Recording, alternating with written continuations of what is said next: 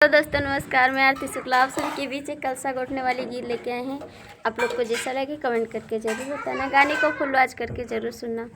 आधे तलौआ मन गचुनैया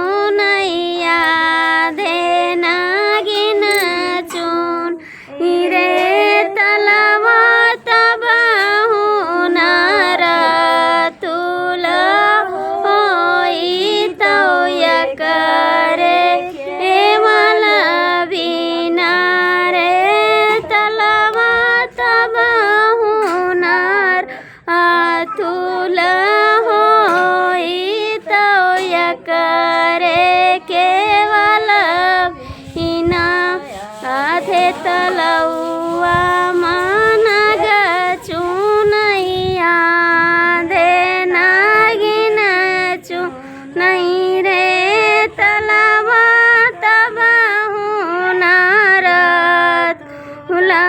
होई तौया करे हे मला